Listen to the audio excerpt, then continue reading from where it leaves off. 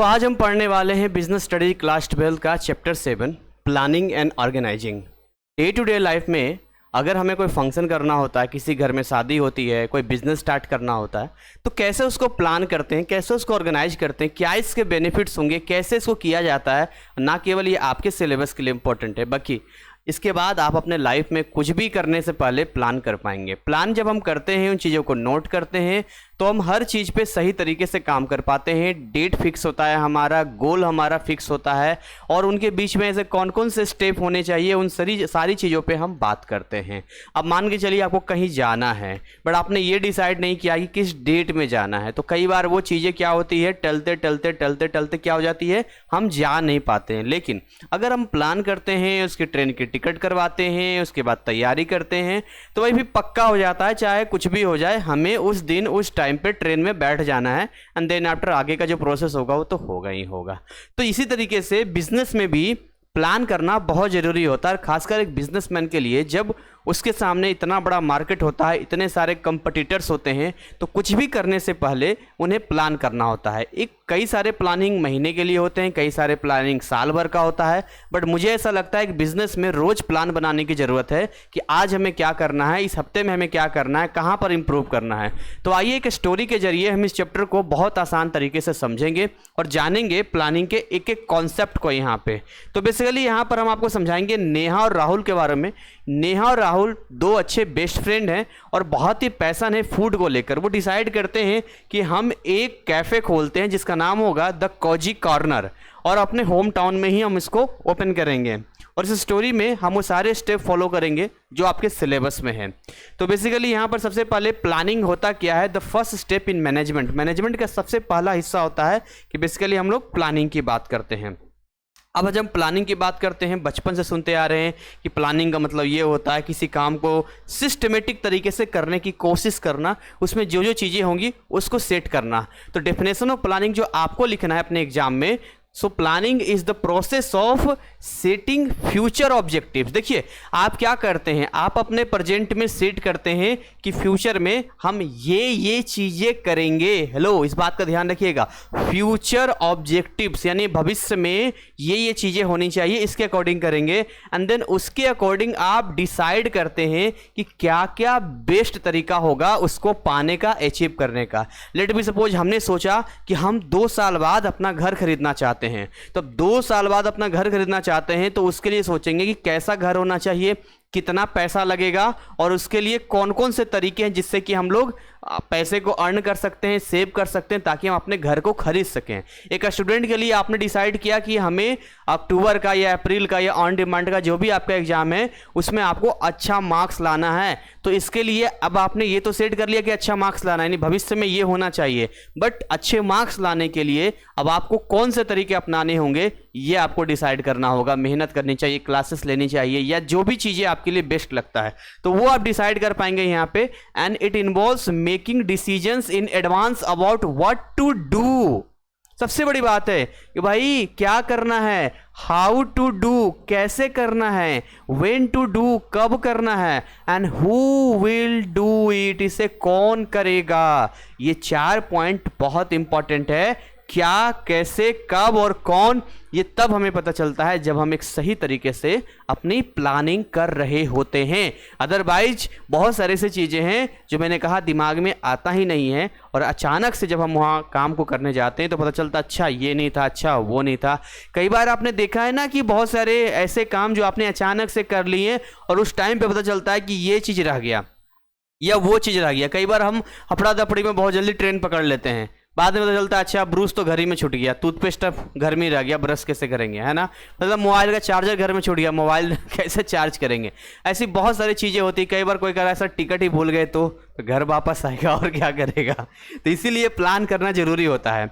Explanation with story, story से समझना चाहिए। बेसिकली हमारी स्टोरी यहाँ पर घूमती है नेहा और राहुल के बीच में, जो स्टार्ट करना चाहते हैं एक काइंड ऑफ कैफे, ठीक है, क्योंकि बहुत ही पैशनेट है वो फूड को लेकर। तो अब उन्होंने क्या किया यहाँ पे, they envisions a cozy place with delicious coffee, snacks and welcoming atmosphere. तो वो क्या क्या सोचेंगे कि हमारा एक बढ़िया सा कॉजी प्लेस होना चाहिए, डिलीशियस कॉफ़ी होना चाहिए कैफ़े में, है ना, स्नैक्स भी होना चाहिए, और कैसे एक एटमॉस्फेयर बनाए कि जब पब्लिक आए तो उन्हें एक वेलकमिंग एटमॉस्फेयर मिले। सो वो क्या करते हैं, दे प्लान्ड एवरीथिंग, हर चीज़ वो डिसाइड करते हैं कि कैसे कैफ़े का थीम होगा, क्या क्या मेन्यू चार्ट बनाएंगे, और कौन कौन से ऑडियंस को हमें टारगेट करना है। बिजनेस में सबसे पहले आपको ये मालूम होना चाहिए कि आप किस ऑडियंस के लिए काम कर रहे हैं। अगर आपको यही नहीं पता है कि आपका ऑडियंस है कौन और किन ऑडियंस के लिए आपका वर्क हो रहा है, आप कभी भी आप बिजनेस में सफल नहीं हो पाएंगे। तुक्का से चल गया तो चल गया, लेकिन अगर आप सोचें कि हर बार आपका चल जाए तो ऐसा नहीं होने वाला है। इसलिए प्री प्लान बहुत ही ज़रूरी होता है और उसमें ऑडियंस बहुत इंपॉर्टेंट होता है। नेक्स्ट हम बात करना चाहेंगे यहाँ पर फीचर ऑफ प्लानिंग की बात करेंगे एक एक करके। फीचर ऑफ प्लानिंग में सबसे पहले यहाँ पर हम जानेंगे प्राइमरी फंक्शन जो होता है मैनेजमेंट का।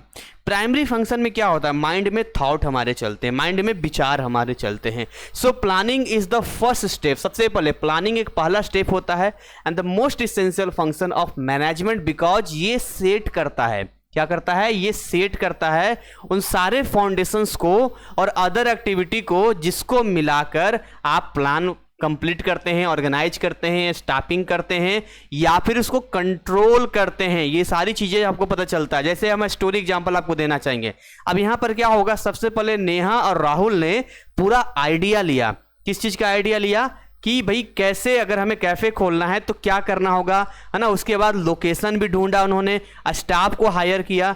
ऐसे तो कुछ होगा नहीं बैठे बैठे, तो उसके लिए तो पूरा आइडिया लेना पड़ेगा ना। आपको कपड़ों का बिजनेस करना है तो आपको पता चलना पड़ेगा भाई सर्दियों का मौसम है तो हमारा कपड़ा कहाँ से खरीद कर लाना है, कहाँ पर दुकान होना चाहिए, किन ऑडियंस को हमें देना है। तो अगर इन्हें कैफ़े ओपन करना है तो इनके दिमाग में भी चलेगा ना ये चीज़ें। सबसे पहली बात कि भाई हमारा लोकेशन कैसा रहेगा, पूरा आइडिया बना दिया लोकेशन। अब पता चला कैफ़े ऐसे जगह पे खोला है जहाँ पब्लिक पहुँच ही नहीं पा रही है। क्या फ़ायदा ऐसे पब्लिक का जो पहुंच ही नहीं पा रही है। तो हमें लोकेशन इंपॉर्टेंट है, हमारे लिए स्टाफ भी बहुत इंपॉर्टेंट है। आप अकेले काम ही नहीं कर सकते हैं, बिजनेस में टीम वर्क होता है, अकेले कैसे काम होगा। तो इसलिए स्टाफ का होना बहुत जरूरी है। पता चला हमने पैसा लगा दिया, सब कुछ कर दिया, अब स्टाफ की ही प्रॉब्लम आ रही है, या मान के चलिए सब कुछ हो गया, कस्टमर भी आ रहे हैं, स्टाफ ही नहीं हमारे पास में, तो हम तो सर्विस ही नहीं दे पाएंगे ना। तो पहला स्टेप जो हमारा है वो प्राइमरी फंक्शन कहता है कि प्लानिंग आपको करना होगा, ये पहला है। दूसरा अब हम क्या करेंगे, अब हमने सब कुछ कर लिया, हमने प्लान कर लिया, हमारे पास स्टाफ भी आ गया, हमने लोकेशन भी देख लिया, हमारा सब कुछ हो गया। अब हम गोल डिसाइड करेंगे, क्योंकि बिना गोल का कोई काम नहीं होता है। जब तक आप ये गोल नहीं बनाएंगे कि आपका क्या पर्पस है, तब तक आप कुछ नहीं कर पाएंगे। ठीक है, चल रहा है तो चल रहा है। अब किसी ने छोटा सा गोल बनाया कि मुझे इस साल 2 लाख रुपए की प्रॉफिट चाहिए, तो अब वो इस अकॉर्डिंग काम करेगा कि हमें कौन कौन से ऑडियंस पर ध्यान देना है, कौन कौन से आइटम को बढ़ाना है, कैसे स्टाफ को हायर करना है, किस तरीके से मैनेजमेंट करना है, कहाँ कहाँ हमारा इनकम का सोर्स है। तो ये सारी चीज़ें गोल होता है। किसी का गोल होता है मान लो कि मुझे 20 लाख कमाना है, तो वो और बड़ा सोचेगा। तो जितना बड़ा आपका गोल होगा उसके अकॉर्डिंग आपकी प्लानिंग होगी, उसके अकॉर्डिंग आपका हार्डवर्क होगा, एक्टिविटी होगी। तो डिपेंड करता है कि आपका क्या गोल है। गोल कई तरीके के हो सकते हैं। गोल हमारा पैसा हो सकता है, गोल हमारा ऑडियंस हो सकता है, गोल कुछ भी हो सकता है। बट इसके अकॉर्डिंग हम यहाँ देखेंगे कि हमारा एम या फोकस क्या है। अगर किसी बच्चे को 60% चाहिए तो भाई 60% के अकॉर्डिंग मेहनत करेगा। किसी बच्चे को खाली पास करना है तो ठीक है, जब उसे लगेगा खाना खा लिया है, पेट भर लिया है, पढ़ाई करने के लिए बैठे, नींद आ रहा है, चीज़ें तो समझ में आ ही रही है, थोड़ी बहुत बन ही जाता है, पास तो कर ही जाएंगे, आराम से सो जाएगा। लेकिन किसी बच्चे को एनी हाउ 90% लाना है। अब उसे नींद आएगी, आंखों पे पानी मार के पढ़ेगा, लेकिन पढ़ेगा। रीजन ये है कि उसे 90% चाहिए। तो आपका गोल है क्या, गोल बहुत जरूरी है। सो गोल डायरेक्टेड यानी कि प्लानिंग जो always aim to achieving specific goals. आप किस चीज़ के लिए, अलग अलग हो सकता है ना। हो सकता है कि किसी का समाज सेवा हो और वो पैसे का कमाने की बात ना करके वो चाहते हो कि हम अपने समाज में, सोसाइटी में ज़्यादा से ज़्यादा गरीब बच्चों की मदद कर पाएँ। या हो सकता है एनिमल लवर हो, जो चाहता है कि हम जो बेजुबान जानवर हैं उनकी मदद करें। तो वहाँ पैसे कमाना नहीं है, तो उनका भी एक गोल है कि ज़्यादा से ज़्यादा हम कर पाएँ। तो ये गोल होता है। मैंने कहा ना, गोल कुछ भी हो सकता है। अब देखिए यहाँ स्टोरी में हम आते हैं। अब राहुल और नेहा और राहुल का जो गोल था कि 6 महीने में इनका कैफ़े पॉपुलर हो जाए। और पहले साल के अंत तक प्रॉफिट कमाना शुरू कर दें। कोई भी बिजनेस करते हैं, बिजनेस के स्टार्टिंग के 1 या 2 महीने में प्रॉफिट आना शुरू हो जाए तो आप बिजनेसमैन हैं ही नहीं, क्योंकि बिजनेस का ये उसूल ही नहीं कहता है कि आप अभी लगाएंगे और पैसा आ जाएगा। बिजनेस एक लॉन्ग टर्म में काम करता है। सबसे पहले आपको अपना ब्रांड बनाना पड़ता है, अपनी फेस वैल्यू बनानी पड़ती है, और उसके लिए आपको सेक्रीफाइस करना पड़ता है। शुरुआती के 6 महीने हो सकता है कि इतना पैसा आए कि आपका प्रॉफिट ना हो, बट आपका मैनेजमेंट हो जाए। और कई बार ऐसा भी होता है कि घर से पैसा लगाना पड़ जाए, तो ऐसे कंडीशन में भी आपको डटे रहना पड़ेगा। लेकिन हाँ, एक टाइम के बाद जब ऑडियंस, पब्लिक आपको जानना शुरू कर देगा, तो धीरे धीरे धीरे धीरे करके जो है आपकी पॉपुलैरिटी बढ़ती जाएगी, पब्लिक बढ़ता चला जाएगा, प्रॉफिट आप कमा लेंगे। तो सबसे पहला जो स्टेप होता है ना कि आप हैं कौन, पहला स्टेप होता है आई नो यू। सबसे पहला आई नो यू, सबसे पहले स्टेप में पब्लिक आपको जानती है। दूसरे स्टेप में क्या होता है, आई ट्रस्ट यू, दूसरे में वो आपको ट्रस्ट करते हैं। तब तीसरे में होता है आई विल पे यू, तब वो पे करेंगे आपको। सिंपल सा फंडा है। तो कस्टमर आए, पकड़ के आप ला नहीं सकते हैं, या तो आपको बहुत बड़ी ब्रांडिंग हो, टाई अप हो तो अलग बात है। तो ये देखिए इनका क्या टारगेट है कि भाई हमें ऐसा कैफे करना है, इतनी अच्छी सर्विस देनी है, इतना बढ़िया से काम करना है कि 6 महीने में पॉपुलर हो जाए, बाकी के 6 महीने में हम प्रॉफिट कमा लें। मतलब 1 साल के अंत तक हम अपना प्रॉफिट कमाना शुरू कर दें, और बहुत ही बढ़िया इनका है। तो देखिए पहला स्टेप इन्होंने कर लिया, प्लानिंग, जिसमें इन्होंने सारे लोकेशन से लेकर स्टाफ से लेकर सब हायर कर लिया। स्टेप 2 में इनका गोल भी फिक्स हो गया है। अब आते हैं स्टेप 3 वाले केस में। अब जब स्टेप 3 की बात करेंगे यहाँ पे, तो स्टेप 3 में क्या करेंगे, ये पॉसिबिलिटीज क्या क्या हो सकती हैं अपने गोल को अचीव करने का। यानी कि हम परवेसिव की बात करते हैं। Planning is needed at all levels of management, top, middle, lower. हमें समझना पड़ेगा top, middle, lower. It applies to everyone in the organisation. यानी कि प्लान जब आप करते हैं तो इसको जरूरत होती है हर लेवल पे मैनेजमेंट करने की। आपके पास जो बिजनेस का सेटअप है, आपके जो स्टाफ हैं, आपकी जो बाकी चीज़ें हैं, जो भी आपके पास हैं, उसमें हर लेवल पे हमें चीज़ों को स्ट्रॉन्ग करना होगा। एग्जाम्पल आते हैं, नेहा और राहुल ने कैफ़े की पूरी स्ट्रेटेजी बना ली। देखिए स्ट्रेटेजी जब बनता है तो कभी भी एक दिन का स्ट्रेटेजी नहीं होता है, ये महीनों का स्ट्रेटेजी होता है। और स्ट्रेटेजी तैयार की, और उन्होंने पूरे तरीके से एक लेआउट तैयार किया, चाहे वो सेफ हो या फिर वो इनका आपका किचन का देख लीजिए, लेआउट प्लान किया। और बरिस्ता ने बिजी आवर्स के दौरान अपने काम को मैनेज करने की योजना बनाई। तो अब इनके मैनेज करने से नहीं होगा, इनके यहाँ जो खाना बनाने वाले हैं और किचन का है, वहाँ भी उनसे बात किया कि भाई हमारा ये टारगेट है, हम कैसे और क्या बनाएं, कैसे बनाएं, किस तरीके से इसको डिलीशियस बनाया जा सकता है, कैसे पब्लिक को अट्रैक्ट किया जा सकता है। तो ये चीज़ें यानी मैंने कहा ना, हर लेवल पे, टॉप पे, मिडिल पे, लोअर पे, हर लेवल पे आपको यहाँ पर परवेसिव प्लानिंग करनी पड़ेगी। अब आगे बात करते हैं तीसरे के बाद 4th स्टेप पे। फ्यूचरिस्टिक होना बहुत ज़रूरी है, बहुत ज़रूरी है। अगर आप फ्यूचरिस्टिक नहीं हैं तो आप अपने भविष्य को ही नहीं देख पा रहे हैं। मतलब planning involves looking ahead and making decisions based on future predictions. Future के प्रेडिक्शन को आपको देखना पड़ेगा, क्या फ्यूचर का प्रेडिक्शन यहाँ पर काम करता है। प्रेडिक्शन मतलब हम ऐसा करेंगे तो ऐसा हो सकता है, और फिर हमारे पास इतनी पब्लिक आएगी, फिर हमारा इस तरह का होता है। फ्यूचर का प्रेडिक्शन वर्तमान में क्या हो रहा है इसको देखकर कभी भी डिसाइड नहीं किया जा सकता। हमारी एक्टिविटी डिसाइड करेगा कि फ्यूचर में हमारे पास क्या होने वाला है, हम कैसे कर सकते हैं यहाँ पर। तो प्लानिंग इन्वॉल्व करेगा वो सारी चीज़ें जो आपको बनाएंगे डिसीजंस के। अब इस स्टोरी के एग्जाम्पल में अगर हम आते हैं तो उन्हें लगा कि वीकेंड पे ज़्यादा भीड़ होगी।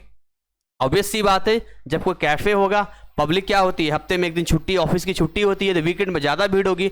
इसीलिए उन्होंने वीकेंड ब्रंच मेन्यू की खास योजना बनाई कि अगर आप वीकेंड में इस डे पे आते हैं तो आपको ये ऑफर मिलेगा, इस तरह का डिस्काउंट मिलेगा, इस तरह की चीज़ें मिलेगी या फ्री मिल सकता है। तो एक स्पेशल चीज़ें बनाई जिससे भीड़ उनके पास आ सके। तो फ्यूचरिस्टिक होना बहुत ज़रूरी है। आप अपने भविष्य को किस तरीके से देखते हैं। अगर आपसे पूछा जाए कि आने वाले समय में भविष्य में आप अपने आप को किस रूप में देखते हैं और आप उसका जवाब अगर नहीं दे पाते हैं, इसका मतलब है कि आपको अपने लाइफ की प्लानिंग करने की जरूरत है। आप अपने आप को जिस रूप में देखते हैं वही पॉसिबिलिटी है कि आप बनेंगे। इस बात का ध्यान रखिए, और उसके अकॉर्डिंग आपको काम भी करना पड़ेगा। ख्याली पुलाव से नहीं काम होता है। नेक्स्ट हम बात करेंगे इंटेलेक्चुअल एक्टिविटी। अब हम फ्यूचरिस्टिक भी हो गए, यानी कि हम दूरदर्शी भी हो गए, हमें आने वाली चीज़ों का प्रिडिक्शन भी दिख रहा है, एवरीथिंग जो कि अभी तो हमने खाली प्लान बनाया ना, उन्हें लगा कि वीकेंड पे ज़्यादा होगा तो उन्होंने जो है मेन्यू की खास योजना बनाई, प्लान बनाई। अब एक्टिविटी में भी तो लाना पड़ेगा। प्लानिंग रिक्वायर्स एनालाइजिंग सिचुएशंस, है ना, forecasting future events and making sound judgements. यानी नेहा और राहुल को मेनू के बारे में सोचकर ऐसे आइटम चुनने पड़े जो उनके टारगेट ऑडियंस को पसंद आए और बजट के अंदर हो। तो जब आप कोई भी फ्यूचरिस्टिक काम करते हैं तो अपने ऑडियंस को देखते हुए आपको एनालिसिस करना पड़ेगा, सोचना पड़ेगा कि अगर मान के चलो इसका प्राइस 100 रुपया रखते हैं, मान लेते हैं इसका 100 रुपया रखते हैं, तो क्या वीकेंड्स पे लोग आएंगे तो इसको खरीदेंगे? क्या ऐसा होगा? आप क्या सोच रहे हैं? सिचुएशंस को समझने की कोशिश कर रहे हैं। वो घटना घटी नहीं है, ध्यान दीजिएगा, घटना घटी नहीं है, हम फिर भी उसको सोच रहे हैं। मतलब इंटेलेक्चुअल एक्टिविटी, दिमाग के अंदर एक्टिविटी चला रहे हैं। जो घटना घट सकती है उसको पहले ही अपने माइंड के अंदर उसको सोच रहे हैं कि अच्छा ऐसा हो गया तो ये होगा। तो ये हम सारी चीज़ें देख रहे हैं यहाँ पर। आप फोरकास्ट कर रहे हैं फ्यूचर को, फ्यूचर वाले इवेंट्स को दिमाग में फोरकास्ट कर रहे हैं। मेकिंग साउंड जजमेंट, पहले ही साउंड जजमेंट आप कर रहे हैं, अच्छा ये सकता नहीं ले सकता, एक काम करते हैं इसको ना ये कर देते हैं, इसके साथ ये ऑफर दे देंगे, इसके साथ ये कर देंगे, या इतनी प्राइसिंग रखते हैं। तो इंटेलेक्चुअल जब भी आएगा तो माइंड से रिलेटेड होता है, तो फ्यूचरिस्टिक के साथ में इंटेलेक्चुअल बहुत जरूरी है। अब उसके बाद हमने सारी चीजें कर लिया, अब नेक्स्ट हमारा आएगा कि कॉन्टिन्यूअस प्रोसेस। जो चीजें हमने बनाई है उसको लगातार हमें प्रोसेस में डालना होगा। हमने सारी चीज़ें बना लिया, फिर हम बैठ गए, उससे क्या हो जाएगा? कोई काम होगा? कोई काम नहीं होगा। तो कैसे हम कॉन्टिन्यूअस प्रोसेस में आएंगे? So planning is not one time activity. Hello, planning कभी भी ऐसा नहीं होता कि आज हम प्लान बना लिए उसके बाद कल आराम से सो गया, अब तुमने प्लान बना लिया जी अब क्या दिक्कत है, मस्त एकदम से। नहीं नहीं नहीं नहीं नहीं, प्लानिंग एक दिन का नहीं है, प्लानिंग सालों का होता है, महीनों का होता है, और हर एक दिन अपने आप को हमें उस जो प्लान हमने बनाया है उसमें इंप्रूव करना पड़ता है, उसके अंदर हमें फॉलो करना पड़ता है, आगे बढ़ना पड़ता है। इसलिए कहा गया है कि कॉन्टिन्यूअस प्रोसेस है, it continuous as new challenges arises and conditions changes. जब हम कुछ करने जाएंगे तो हो सकता है यहाँ पर कि हमारे लिए कोई नया चैलेंज आ जाए। हमने ये किया बट हमें ये मिला, तो अब उस कंडीशन में हमें क्या करना होगा? उस चैलेंज को संभालना पड़ेगा और अपने कंडीशंस में चेंज लाने पड़ेंगे, चीज़ों को बदलना पड़ेगा। अब देखिए, पहले महीने के बाद उन्होंने सेल्स रिव्यू देखा। जब सेल्स रिव्यू देखा तो कस्टमर फीडबैक के आधार पर प्लान में बदलाव किया। अब उन्हें लगा कि अच्छा इस टाइप के कस्टमर ये चीज़ें पसंद नहीं कर रहे हैं, अगली बार में हम ये वाला काम करेंगे, अगली बार में ये वाला काम करेंगे। तो ये जो आप देख रहे हैं कंटिन्यूअस प्रोसेस में जो हमें नए नए चैलेंज आते हैं उन्हें लगातार करना होगा।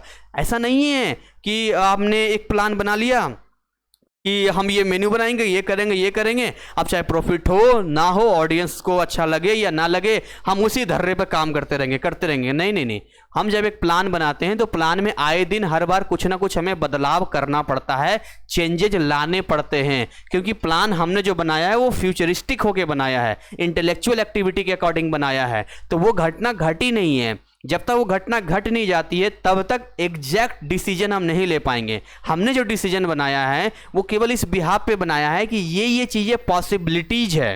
हेलो, पॉसिबिलिटीज है, वो घटना घटी नहीं है। इसलिए कहते हैं ना एक्सपीरियंस, अनुभव, जिसके साथ घटना घटित हो जाती है, एक्सपीरियंस होता है तो सही तरीके से उस चीज़ को कर पाता है। और मार्केट में जो लोग ऑलरेडी इस चीज़ से भुगत कर आगे बढ़ते हैं, लॉस के बाद प्रॉफिट में आते हैं, वो अपनी सीक्रेट किसी को नहीं बताते हैं। रीजन यही है, फिर नया आएगा, फिर उसका लॉस होगा, फिर बढ़ेगा, फिर उसके पास एक्सपीरियंस आएगा। तो इसलिए कहीं भी आप जॉब में जाते हैं, इंटरव्यू में क्या पूछता है? आपका एक्सपीरियंस कितना है? आपका एक्सपीरियंस है मतलब आप चीज़ों को हैंडल कर सकते हैं। तो यहाँ हमें समझना होगा कंटिन्यूअस प्रोसेस के बाद इन्वॉल्व चॉइसेस। अब इन्वॉल्व चॉइसेस क्या होता है? Planning involve selecting the best course of action from multiple alternatives. ध्यान दीजिएगा, हम इन्वॉल्व करेंगे चॉइसेस को, हमारे पास ऑप्शन होना पड़ेगा, option A, option B, option C, हमारे पास कई सारे ऑप्शन होने चाहिए। ये नहीं तो ये करेंगे, ये नहीं तो ये करेंगे, हमारे पास स्ट्रैटेजीज होने चाहिए। अब देखिए, उन्हें सप्लायर्स, मार्केटिंग स्ट्रेटजीज और प्राइसिंग मॉडल्स में से बेस्ट ऑप्शन चुनना पड़ा। अब हमें देखना पड़ेगा, सप्लायर्स तो बहुत सारे हैं, अब कौन से सप्लायर्स हमें सामान लेना है, मार्केटिंग स्ट्रेटजी तो बहुत सारी है, कौन सा बेस्ट हमारे लिए होगा। इसके अलावा प्राइसिंग मॉडल, हमारा जैसा सप्लायर होगा मार्केटिंग स्ट्रेटजी होगी, उसी के अकॉर्डिंग हमारा प्राइसिंग होगा, तो कौन सा प्राइसिंग हमारे लिए बेस्ट होगा। तो इसीलिए जब हम इसमें आएंगे तो ऐसा नहीं कि बढ़े जो मिल गया मार्केट में वही ले आए। आपको बोला गया कि आप मार्केट जाइए, एक फ़ोन उठा के लाइए, आप वहां पर गए और बोला भैया हमें फ़ोन लेना है। अच्छा कौन सा फ़ोन? कोई फ़ोन दे दीजिए, कोई बात नहीं, उसमें कैमरा वैमरा होना चाहिए, बढ़िया होना चाहिए, कोई फ़ोन उठा के दे देगा आपको वो। लेकिन अब आपको क्या है कि वहां पे जितने सारे चॉइसेस होंगे उनमें से जो बेस्ट आपके होगा, अब आपका डिसाइड आप करेंगे ना कि भाई हमें इतना रैम चाहिए, हमारा इतना मेगापिक्सल कैमरा होना चाहिए, है ना, हमारा ये वर्किंग है, हम सेल्फी के पर्पज़ से ले रहे हैं या हमारा कोई इंटरनल पर्पज़ से ले रहे हैं, किस पर्पज़ से फ़ोन हम ले रहे हैं, तो ये गेमिंग के पर्पज़ से ले रहे हैं, हमें ये समझना पड़ेगा ना। तो हमारे पास जितने भी चॉइसेस होंगे, तो आप जब बिजनेस करेंगे तो वहाँ पर जब पूरा प्लान बन जाता है, लगातार हम प्रोसेस में होते हैं, लेकिन बहुत सारी ऐसी चीज़ें होती हैं जो अल्टरनेटिव्स में हमें रखने पड़ते हैं। नेक्स्ट हम बात करेंगे फ्लैक्सिबल, जो आपका आखिरी पॉइंट है। फ्लैक्सिबल का मतलब क्या होता है? जिसको बहुत आसान तरीके से हम बदल सकते हैं। सो फ्लैक्सिबिलिटी क्या है? Planning must be adaptable to changes and unforeseen circumstance, यानी जब सप्लायर ने फ्रेश इंग्रेडिएंट डिलीवर नहीं की तो उन्होंने तुरंत मेन्यू एडजस्ट कर दिया। अब इसमें होता क्या, बिजनेस में आपके पास फ्लेक्सिबिलिटी होनी चाहिए। अब देखिए हो सकता है कि हमने इनको ऑर्डर दिया था सप्लायर्स को कि हमें फ्रेश इंग्रेडिएंट चाहिए, उन्होंने नहीं दिया। अब ऐसे कंडीशन में क्या होगा, तुरंत हमारे मेन्यू में बदलाव आ जाना चाहिए। ऐसा नहीं है कि जो हमारा सिस्टम चल रहा था अब वो फ्रेश इंग्रेडिएंट आएगा, उसके अकॉर्डिंग चीज़ें बनेगी, तभी सर्विस होगी, तब तो फिर पब्लिक ही शिकायत करेगी कि ये हमें आप दे नहीं रहे हो। तो आपके पास अल्टरनेट होना चाहिए। आप कैसे घर में अल्टरनेट रखते हैं? रखते ही नहीं रखते हैं कोई भी चीज़। आपका मोबाइल का चार्जर खराब हो गया है तो भाई किसी और फ़ोन से कर लेंगे। अब आपका एक ही चार्जर है, आपका अल्टरनेट ही नहीं है, तो मोबाइल हो जाएगा बंद। अब मोबाइल बंद हो जाएगा तो अब पता नहीं फिर कैसे चार्ज करोगे, खरीदो जाके, तब तक इंतज़ार हम नहीं कर सकते हैं। इसीलिए आपका बिजनेस में प्लान करने में एक फ्लेक्सिबिलिटी जरूर रखिए कि हम कोई भी बिजनेस करें तो हमारी कितनी फ्लेक्सिबिलिटी है, हम ये नहीं तो ये नहीं तो ये, एक दो चीज़ तो हमारा होना चाहिए। तो हम आपको एक बार रिमाइंड कराना चाहेंगे कि क्या क्या चीज़ें यहाँ पर हमने आपके सामने डिटेल चेंज किया है, पॉइंट बाय पॉइंट है यहाँ पर, ठीक है। हमने सबसे पहले आपको बताया था प्राइमरी फंक्शन प्लानिंग हो गया। दूसरा गोल डिसाइड कीजिए, परवेसिव होना बहुत जरूरी है यहाँ पर, ठीक है, हर लेवल पे आपको सेट करना पड़ेगा। फ्यूचरिस्टिक होना चाहिए, इंटेलेक्चुअल एक्टिविटी होनी चाहिए, लगातार प्रोसेस में रहिए, बदलाव लाते रहिए, रिव्यू देखते रहिए। आप अपने चॉइसेस को वहाँ पर रखिए कि हमारे लिए क्या क्या बेस्ट चॉइस हो सकता है। इसके अलावा फ्लैक्सिबल रखिए। तो इतनी सारी चीज़ें हमने फीचर्स के रूप में देखा अगर हम एक मैनेजमेंट यानी कि प्लानिंग की बात करते हैं तो। नाउ नेक्स्ट हमारा होता है इंपॉर्टेंस ऑफ प्लानिंग। आखिर प्लानिंग करने के क्या क्या फायदे हैं, अगर हम प्लानिंग नहीं करते हैं तो क्या होगा और प्लान करते हैं तो क्या होगा। हालांकि इतनी बातें तो आपको समझ में आता ही है, लेकिन फिर भी कुछ ऐसे पॉइंट है जो आपको एग्जाम में भी लिखने पड़ेंगे, तो एक एक करके हम देख लेते हैं। सो सबसे पहले हमें प्रोवाइड करता है डायरेक्शन, हमें किस दिशा में जाना है सबसे पहले हमें ये समझ में आता है। जब आप प्लान करते हैं तो आपको ये समझ में आता है। जैसे आपको एक बताते हैं कि मान के लिए आपको कहीं जाना है, मान के लो कहीं जाना है, तो आपको रूट अगर नहीं मालूम, अपनी गाड़ी है मान लो, और आपने प्लान नहीं किया है, आपने यही नहीं पता किया है कि हमें किस डायरेक्शन में जाना है, मतलब कहाँ पे जाना है। अब यहाँ से यहाँ जाने के लिए कई सारे रूट हो सकते हैं। हो सकता है कोई रूट बहुत ही आसान हो जो कम समय में आप पहुँच सकते हैं, और कोई रूट ऐसा हो सकता है जो बहुत ही लंबा हो, बट आपने कभी डिसाइड ही नहीं किया, कभी सोचा ही नहीं, गाड़ी उठाए चल दिया, तो आप किसी भी रूट में चले जाएंगे। तो आपका ना कोई डायरेक्शन नहीं है, या मान के चलिए आपका बस ठीक है पहुँचे नहीं पहुँचे तो कोई बात नहीं। तो बिजनेस कोई मजाक नहीं होता है, और जब हम प्लान कर लेते हैं तो बिल्कुल एक डायरेक्शन में आ जाते हैं। सोते जागते हमें वही दिखाई देता है, अरे कैसे होगा, हमने लोकेशन देख लिया है, हमने स्टाफ को हायर कर लिया है, कस्टमर आ रहे होंगे, कैसे इंप्रूव करेंगे। तो एवरी डे अपने आप में होता है। तो ये चीज़ें ना, planning sets a clear path for everyone, उसको फॉलो कीजिए, इंश्योर कीजिए, अपने सारे एफर्ट्स को अलाइन कीजिए वो सारे कॉमन गोल जो आप चाहते हैं। तो बहुत इजी कॉन्सेप्ट है यहाँ पर, एक डायरेक्शन मिल गया। यानी कि अगर हम नेहा और राहुल की बात करें तो उनकी प्लानिंग के कारण सभी स्टाफ को अपने रोल और रिस्पॉन्सिबिलिटीज पता थे, जिससे काम बहुत स्मूथली हो गया। उनको प्लान पता था कि ये आदमी ये काम करेगा, इस आदमी को ये काम देंगे। पता चला हमने 8-10 स्टाफ कर लिया, अब हम यही नहीं डिसाइड कर पा रहे हैं कौन से स्टाफ को कौन सा काम दे। कभी उसको बोल रहे हैं ये काम कर लो, कभी उसको बोल रहे हैं वो काम कर लो, अब उसको यही नहीं पता उसको काम कौन सा करना है। अब पब्लिक वहाँ पर बैठी है,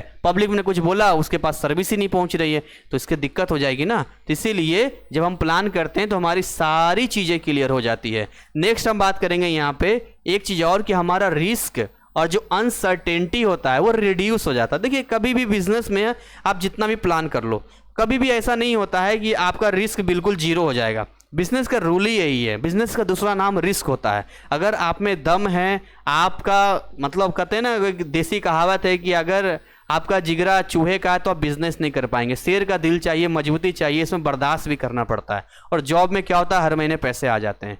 तो बिजनेस में क्या होता है यहाँ पे कि जो पॉइंट यहाँ पर है, रिस्क रहेगा, लेकिन हम प्लान जब करते हैं तो बहुत ज़्यादा चांसेस होगा कि हमारा रिस्क क्या हो जाएगा, कम हो जाएगा। और जो अनसर्टेनिटी है, देखिए कुछ चीज़ें ऐसी है जो अचानक आ जाती है, मतलब हम करते कुछ है, हो कुछ जाता है। मान लो हमने कुछ अपने मेन्यू बनाया, पब्लिक ने एक नया चीज़ बोल दिया कि यार ये चीज़ होनी चाहिए आपके पास, तो हमें एक नया डिमांड पता चल गया। तो बहुत सारे अनिश्चित, निश्चित नहीं है, अनिश्चित है, जो हमने सोचा ही नहीं है, वो चीज़ें भी आ जाएंगी। तो ये चीज़ें ना कम हो जाएगी, क्योंकि हमने पहले ही प्लान कर लिया है कि यहाँ के लोग कैसे हैं और यहाँ के लोगों का क्या क्या चॉइस है, क्या खान पान है, यहाँ के लोग किस टाइम फ्री रहते हैं, कैसे रहते हैं, तो हम उसके हिसाब से ना हम कम कर सकते हैं। So planning allow businesses to anticipate future problems and prepare solution in advance. आपके पास एडवांस में उसका सॉल्यूशन होता है। अब अचानक से कोई प्रॉब्लम आ जाएगा तो आप भी शॉक्ड हो जाएंगे, अरे यार अब ये काम कैसे होगा। अब मान के चलो कि आपने कैफ़े खोल दिया, अब लीगल एक्टिविटी आपने कुछ कराया नहीं, या लीगल एक्टिविटी में भी कुछ ऐसी चीज़ें जो आपको मालूम नहीं है, अचानक से आपको मान लो कुछ ऐसी एक्टिविटी आ गई, अब अपना सारा धंधा बिजनेस छोड़ के आप उसी के पीछे पड़े हो, क्या होगा, कैसे होगा, नहीं होगा, ये होगा, पागल हो रहे हो। लेकिन अगर हम पहले से प्लान करके बैठेंगे कि हमारा ये चीज़ होना चाहिए, ऐसे ऐसे होगा, तो हमें पहले पता होगा कि अगर ऐसा होगा तो ये कर लेंगे, ये होगा तो हमें मालूम होगा ना सोल्यूशन। जैसे अब उन्होंने ओपनिंग वीक में भीड़ का अंदेशा लगाया था और एक्स्ट्रा स्टाफ को हैंडल करने के लिए प्लान बनाया। अब उनको देखिए क्या था, यहाँ पर रिस्क कम कर लिया। रिस्क ये था इनका लॉस हो जाता, अनसर्टेनिटी को कम किया। कुछ ऐसी चीज़ें भी हो सकती थी कि इन्हें पता था कि इनके इतने स्टाफ हैंडल नहीं कर पाएंगे, तो इन्होंने वीकेंड पे थोड़े स्टाफ को बढ़ा दिया ताकि जब भीड़ बढ़ी होगी तो हम मैनेज कर पाएंगे। तो अंदेशा लगाया ना इन्होंने अपने। ऑब्वियस सी बात है, पब्लिक वहाँ क्यों रहेगी, पब्लिक चली जाएगी। आप सर्विस नहीं देंगे तो पब्लिक को सर्विस चाहिए, ठीक है। आगे बात करते हैं यहाँ पे फैसिलिटेट्स डिसीजन मेकिंग, यानी प्लानिंग सिंप्लीफाई करता है आपके डिसीजन को और प्रोवाइड करता है बहुत ही क्लियर गाइडलाइंस और बहुत सारी गाइडलाइन के अलावा अल्टरनेटिव्स। मैंने कहा ना कि बिजनेस में या किसी प्लान में अल्टरनेटिव्स होना बहुत जरूरी है। हम केवल एक चीज को लेकर चलेंगे तो हम कोई भगवान तो हो नहीं रहे जिन्होंने भविष्य आपने देख लिया, आपने आंखें बंद की और आंखें बंद करके जो घटना घटने वाला है एग्जैक्ट देख लिया और आपने बता दिया अरे यार हमने ना ये देखा है, अब पक्का ऐसा होगा, एक काम करो ये करो। तब तो एक समझ में भी आता है कि हम अल्टरनेटिव्स लेके क्यों चले, हमने तो पूरा भविष्य ही देख लिया है। तो फ्यूचरिस्टिक है भाई, लेकिन इतना नहीं है कि हम भगवान हैं, भविष्य देख रहे हैं अगले पल क्या होने वाला है। हम केवल एक प्रेडिक्ट कर सकते हैं, प्रेडिक्शन में डाल सकते हैं।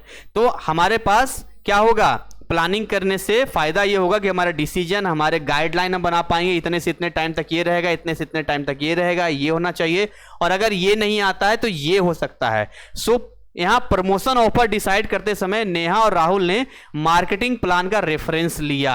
आपको मालूम है, यहां पर इसको मालूम था कि भाई अगर हमें ये करना है तो हमें मार्केटिंग करना होगा और मार्केटिंग के लिए हमें एक प्लान बनाना पड़ेगा, प्रमोशन करना पड़ेगा। अचानक से कैसे प्रमोशन करेंगे कुछ पता ही नहीं है, दिमाग तो एक ही है ना, इसलिए सारी चीजें नोट डाउन होनी चाहिए।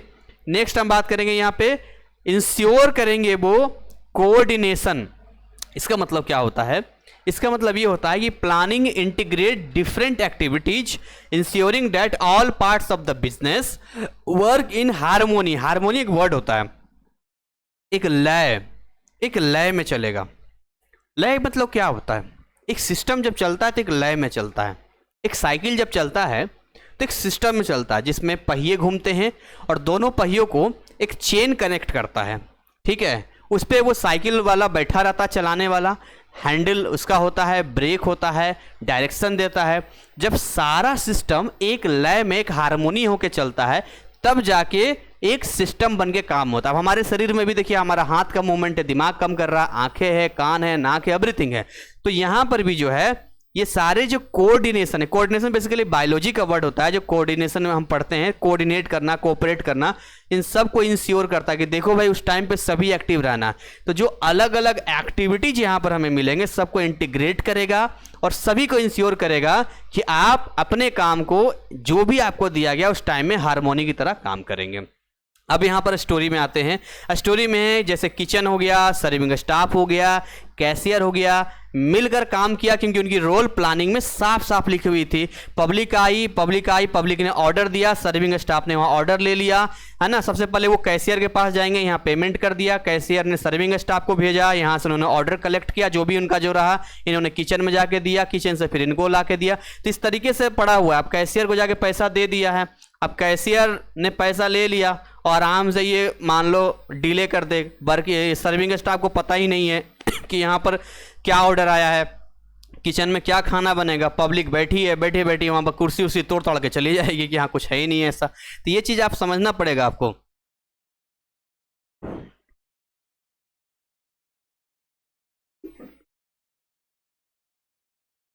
आई होप इसको समझ पा रहे होंगे। नेक्स्ट हम बताना चाहेंगे प्रमोट इफिशियंसी।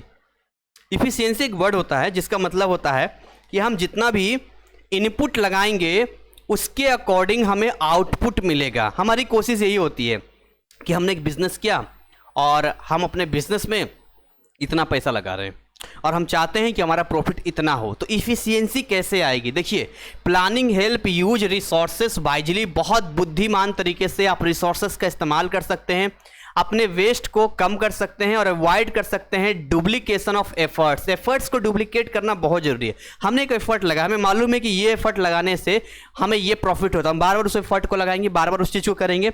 जैसे उन्होंने सेल्स डाटा के हिसाब से सप्लाई ऑर्डर प्लान किए जिसमें वेस्ट कम हुआ और कॉस्ट भी कंट्रोल रहा। उसी हिसाब से ऑर्डर किया, पता चला कि अब हमारे पास 100 लोगों का डाटा है ना। अब हम बना रहे हैं खाना 200 लोगों का, तो हमारा जो कच्चा पदार्थ है ना खराब हो जाता है, तो हमारे लिए बेस्ट हो गया ना। तो हमारे लिए क्या होगा? इफिशियंसी खराब हो गई। पैसा हम लगा रहे हैं 1000 रुपया, ठीक है, 1000 रुपया का हमने सामान लाया और 1000 का सामान लाया, उसमें अगर मान के चलो 500 हमारा लॉस हो जाए तो कहाँ से प्रॉफिट हमारा हो रहा है? कोई मतलब ही नहीं बनता है यहाँ पे। तो इसीलिए ये प्लानिंग का हिस्सा होता है कि ये प्रमोट करता है इफिशियंसी को। तो ये हमने प्लानिंग के कुछ ऐसी चीज़ें देखी है जिससे कि हमें फ़ायदे नज़र आ रहे हैं। लेकिन मैंने कहता हूँ ना कि दुनिया में हर काम में ना अच्छाई के साथ बुराई भी होती है, इसके कुछ लिमिटेशंस भी होते हैं। प्लानिंग कभी भी परफेक्ट नहीं होता है। जब तक आप फील्ड में नहीं उतरोगे तब तक एग्जैक्ट तरीके से आप कोई काम नहीं कर पाओगे। प्लानिंग आपको इतना हेल्प करेगा कि आपका, मैं कहता हूँ 99% काम कर देगा, बट 1% में जो रिस्क है, 1% में जो अनसर्टेनिटी है, या जो 1% में वो चीज़ है जो आपको नहीं मालूम है, तो आप कैसे करोगे? आप मुझे बताओ। तो इसीलिए इसके कुछ लिमिटेशंस भी होता है। मैंने कहा ना, या तो भविष्य देख लो ना, आंखें बंद करो, आंखें बंद करो, देख लो क्या क्या होने वाला है, फिर तो कोई दिक्कत ही नहीं है, वहाँ पे एग्जैक्ट काम होगा। बट यहाँ पर प्रिडिक्शन के हिसाब से काम हो रहा है। सो रिजिडिटी है इसके अंदर। सो रिजिडिटी बेसिकली होता क्या? रिजिड का मतलब हार्ड होता है। जब हम रिजिड की बात करते हैं डेट मीन हार्ड। अब हार्ड का मतलब क्या होता है? So planning can create a rigid framework that may be difficult to change when needed. जब हम एक प्लान कर लेते हैं, जैसे मान लो किसी ने प्लान कर लिया, ठीक है, जैसे इन्होंने प्लान किया था कैफ़े वगैरह खोलना है। अब इनका अगर कैफ़े कल को नहीं चलता है तो तुरंत नहीं बदल सकते ये, क्योंकि पूरा फ्रेमवर्क बन चुका है, स्टाफ है, ये है, वो है, पैसा लगा है, सब कुछ लगा। तो भाई एक रिजिड फ्रेमवर्क होता है, इतना जल्दी आप उसको हटा नहीं सकते, तोड़ नहीं सकते हैं। सो शुरू में उन्होंने सिर्फ ब्रेकफास्ट और लंच सर्व करने की प्लानिंग की थी स्टार्टिंग में, लेकिन कस्टमर डिमांड ने उन्हें टाइमिंग बढ़ाने के लिए मजबूर कर दिया। अब देखो, शुरू में क्या था कि हम खाली ब्रेकफास्ट करेंगे, खाली लंच देंगे, लेकिन कस्टमर का डिमांड बढ़ा और उन्हें मजबूर कर दिया कि आपको टाइम बढ़ाना पड़ेगा। तो क्या हम देख रहे हैं यहाँ पर? हम ये देख रहे हैं कि बिल्कुल रिजिड पे हम काम कर रहे थे, लेकिन हमें ब्रेकफास्ट और लंच पे ही काम करना है। हम एक रिजिड फ्रेम में चल रहे थे। आगे बात करना चाहेंगे यहाँ पर, यहाँ क्या लिखा हुआ है? प्रोबेबिलिस्टिक, यानी planning is based on forecast which are not always accurate. ध्यान दीजिएगा, ये फोरकास्ट पे काम करता है भाई, प्रेडिक्शन पे काम करता है। एग्जैक्ट एक्यूरेट कभी भी नहीं होता है। यानी कि हम सोच रहे हैं कि ये होगा और वही हो जाए, असंभव। हो भी सकता है, नहीं भी हो सकता है, या तो मिलता जुलता होगा। अब उन्होंने समर में हाई सेल्स की प्लानिंग की थी, लेकिन अनएक्सपेक्टेड हीट वेव ने लोगों को बाहर निकलने से रोक दिया।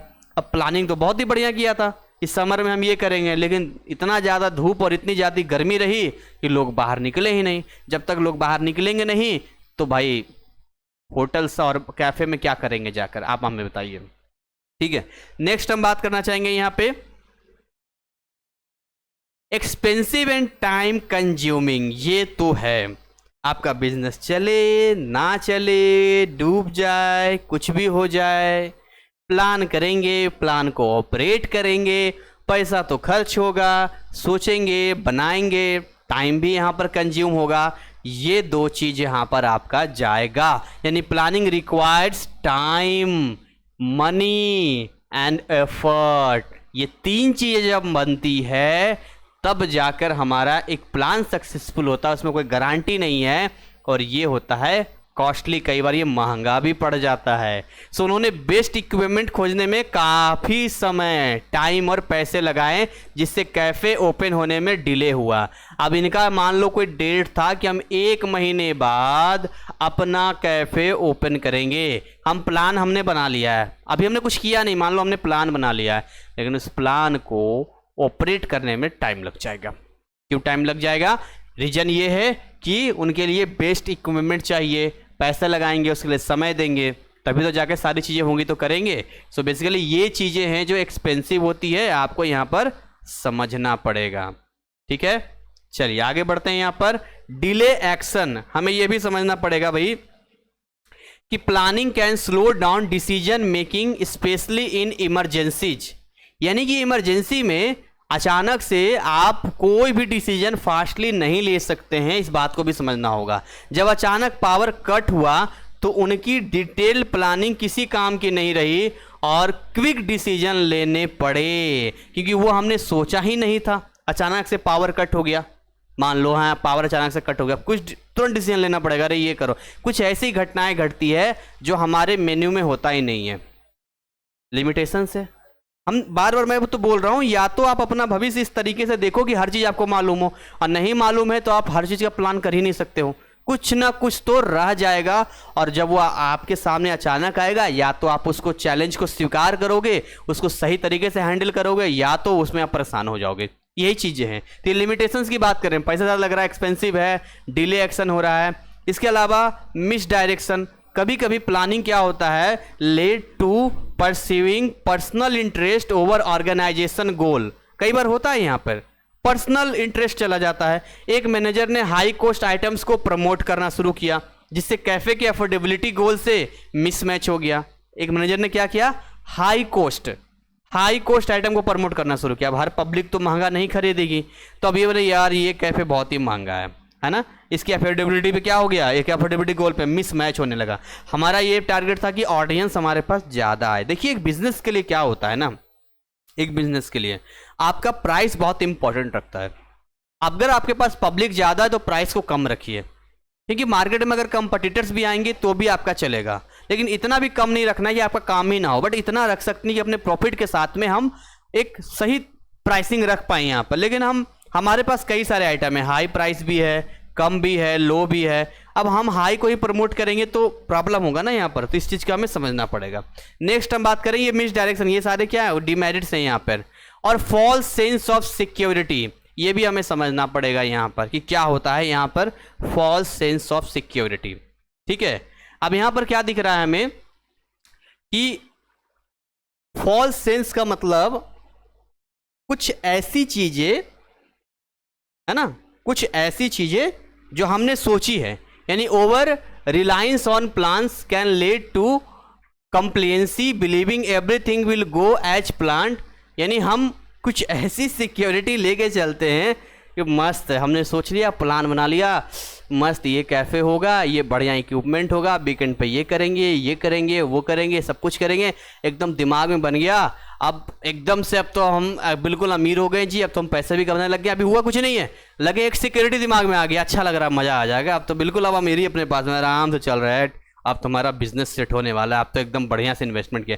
तो ये कुछ ऐसा होता है जो हमारे सेंस में चला जाता है, फॉल्स सेंस सिक्योरिटी, यानी कि उन्होंने अपने सेल्स प्रोजेक्शन पे ज़्यादा भरोसा कर लिया और अननेसेसरी आइटम को ओवर स्टॉक कर लिया, जो बाद में यूज नहीं हो पाया।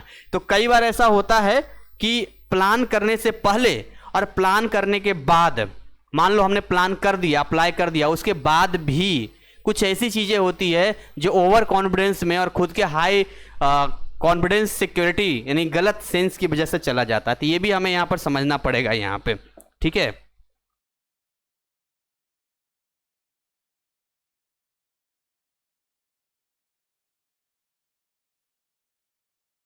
चलिए आगे बात करते हैं यहाँ पे planning process, step to success. अब प्लानिंग प्रोसेस कैसे होगा, यहां पर हमें ये समझना होगा। अभी हमने बेसिकली क्या पढ़ा, देखिए मैं आपको बताता हूं। अभी हमने पढ़ा बेसिकली, यहां पर देखिए मैं आपको बताना चाहूंगा अभी क्या क्या पढ़ा है हमने। हमने पढ़ा प्लानिंग के बारे में, ठीक है। प्लानिंग में हमने पढ़ा इसका बारे में कि क्या क्या फीचर है, क्या क्या इसके लिमिटेशंस हैं। हमने केवल ये चीज़ पढ़ा है, यहाँ पर क्या क्या करना चाहिए नहीं करना चाहिए, ये सारी पढ़ा है। अब हम पढ़ने वाले हैं प्लानिंग का प्रोसेस, स्टेप टू सक्सेस। अब हमने सब कुछ कर लिया है, सक्सेस भी तो पाना है ना हमें, तो कैसे पाएंगे यहाँ पे एस्टेब्लिशमेंट ऑफ ऑब्जेक्टिव्स, यानी setting clear specific goals that guide all subsequent actions. यानी नेहा और राहुल का प्राइमरी ऑब्जेक्टिव था कि पहले 3 महीने में 100 कस्टमर रोजाना आए। तो यहाँ पर हमें छोटे छोटे गोल यहाँ पर बनाने पड़ेंगे, यहाँ पर स्टेब्लिश करना पड़ेगा उन ऑब्जेक्टिव्स को जिस पे हम काम कर पाएँ। मेकिंग एजम्पशंस यानी प्लानिंग प्रेमिसेस, प्रिडिक्ट करना पड़ेगा फ्यूचर को, कंडीशंस को that could affect the plan such as market trends, competition, resource availability. तो हमें ये भी देखना पड़ेगा यहाँ पर, क्योंकि हम प्रोसेस की बात कर रहे हैं ना, सक्सेस अल्टीमेट हमें सक्सेस चाहिए। तो हम प्रेडिक्ट करेंगे फ्यूचर में क्या क्या कंडीशंस आएंगे, क्या इफेक्ट होगा अगर अब ऐसा होता है, मार्केट में ट्रेंड बदल जाता है तो क्या हमारा प्लान चलेगा, हमारे कंपटीटर्स भी हमारे बीच में हैं तो क्या हमारा प्लान काम करेगा, या जो हम प्लान काम कर रहे हैं उसमें जो रिसोर्स इस्तेमाल करने वाले हैं क्या उस टाइम पे ये रिसोर्स अवेलेबल होंगे या नहीं होंगे। सो उन्होंने एजम्पशन किया था कि कस्टमर को हम लोग फ्रेशली ब्रूड कॉफ़ी पसंद आएगी प्री मेड के मुकाबले, उन्होंने ऐसा एजम्पशन किया था यहाँ पे।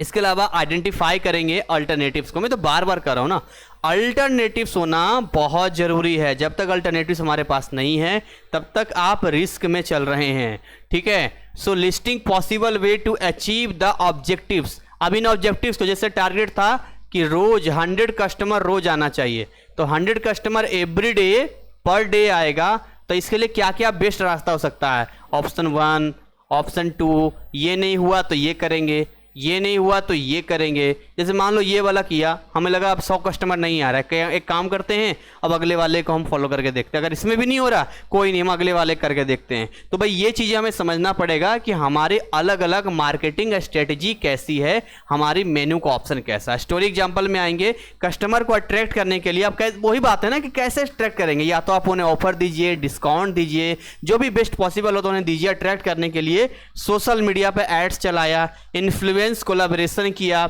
है ना, लोकल फ्लायर जैसे ऑप्शंस कंसिडर किए। तो ये कुछ चीज़ें थी जिन्होंने किया ताकि पब्लिक को पता चले। मैं आप देख लो कौन कौन सा तरीका आपको करना है, उनमें जो आपको बेस्ट लगता है वो आप फॉलो कर सकते हो, ये बात आपको समझना पड़ेगा, ठीक है।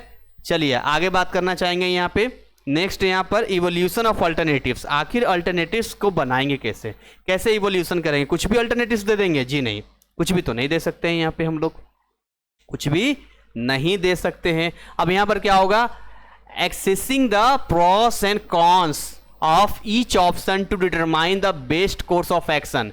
यानी सोशल मीडिया और ट्रेडिशनल फ्लायर्स की कॉस्ट और रीच कंपेयर की सोशल मीडिया को चूज किया यहाँ पे। तो आपको अल्टरनेटिव्स में लिया, अल्टरनेटिव्स में क्या किया, उसको चूज किया कि ये नहीं ये कर लेते हैं, ये नहीं ये कर लेते हैं।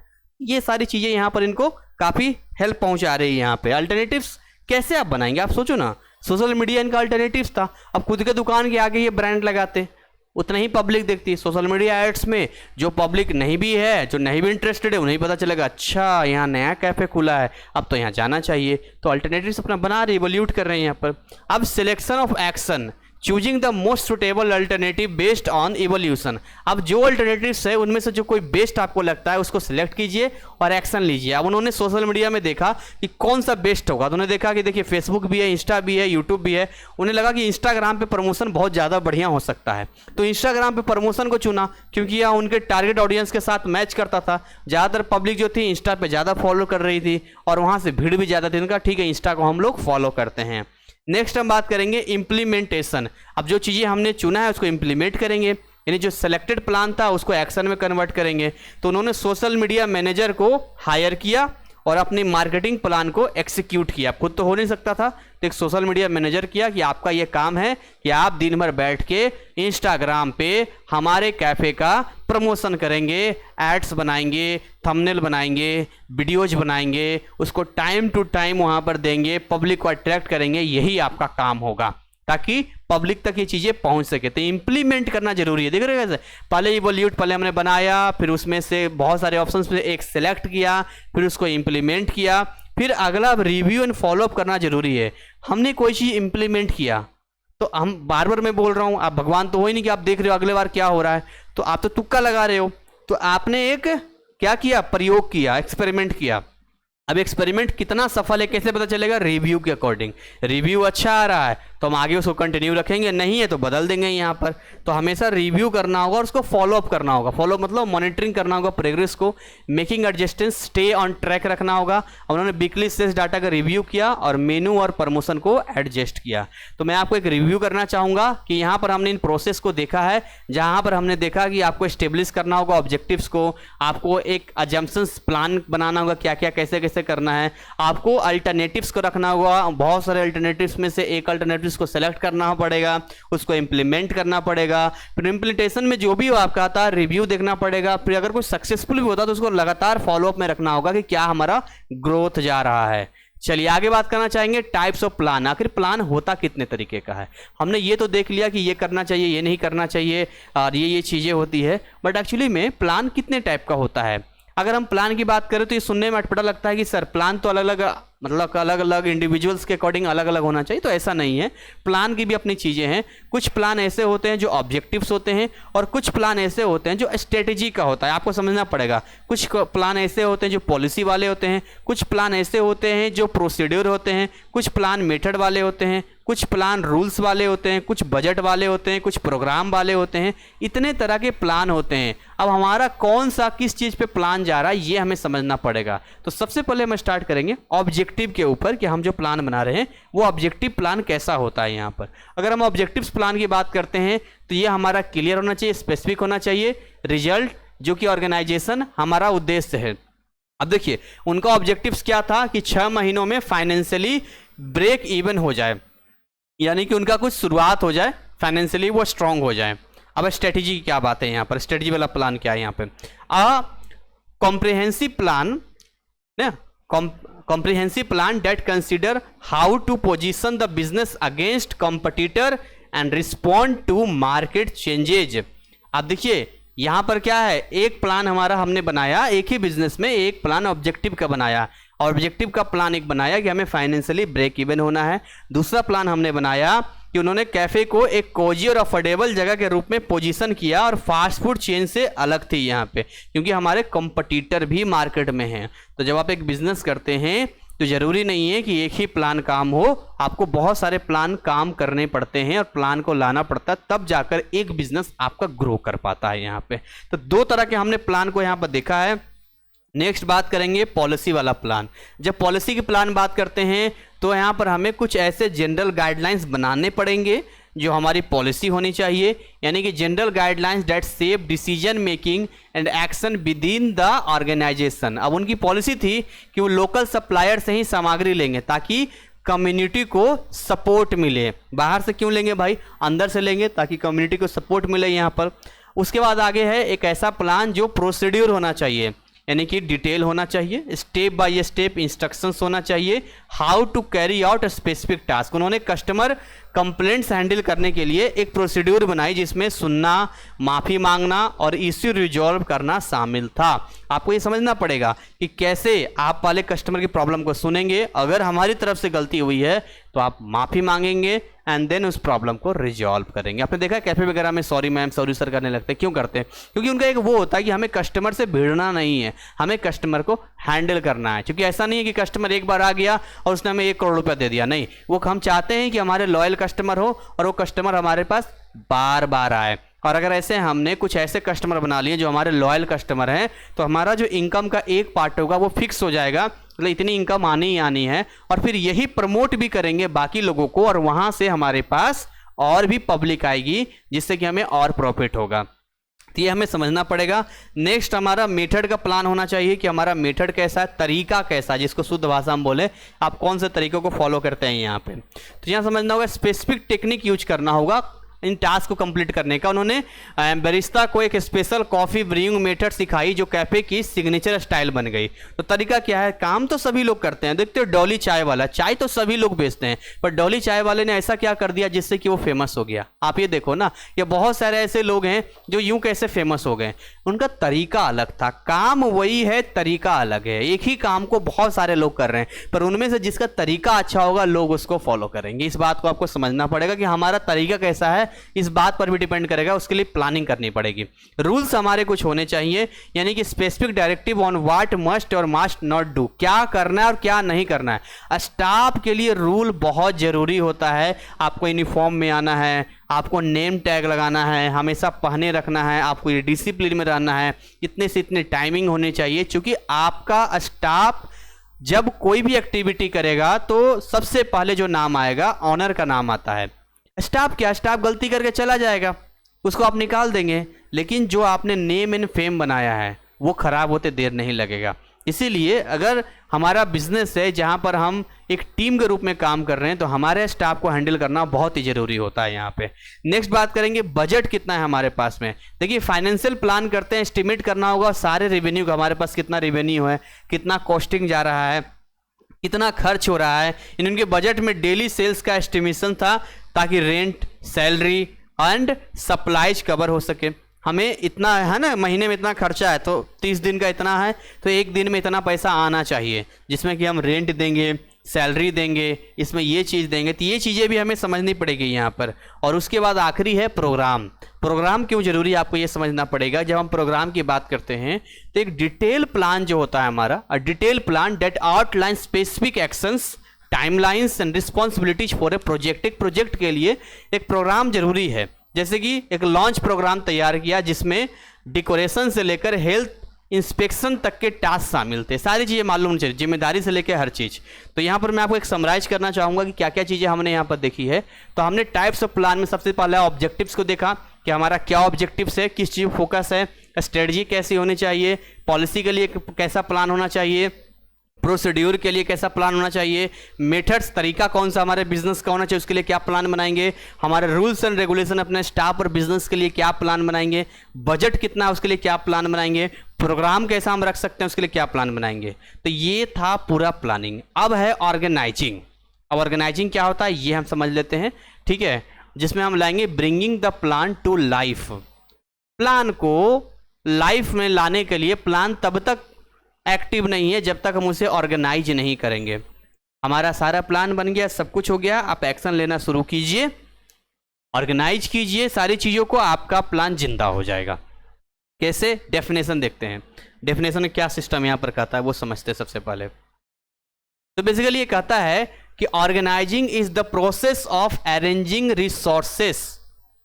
Organising is the process of arranging resources. Organise में जैसे आपके पास लोग हो गए, पैसा हो गया, मटेरियल हो गया, and activities to implement the plan effectively.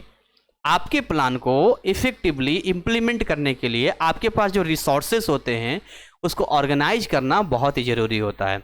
It involves assigning task, grouping activities and establishing authority. ये सारी चीज़ें इसके अंदर आता है, ठीक है। अब स्टोरी में यहाँ पर आना चाहेंगे कि स्टोरी में क्या यहाँ पर है। देखिए अब स्टोरी में यहाँ पर है, once their plans were in place.